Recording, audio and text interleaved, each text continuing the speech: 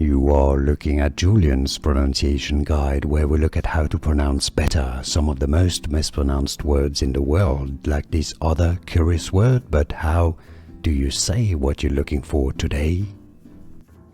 We are looking at how to pronounce these names and more confusing vocabulary, including names of famous places around the US too many people mispronounce. Stay tuned. The name of the city in the Washington state in the US. Sequim, yeah, the spelling is confusing. Sequim, to skip the E, Sequim. And now you know. Like this video if you found it useful, appreciate the support, it helps a lot, thank you. More videos for you here to learn more correct pronunciations. Thanks for watching.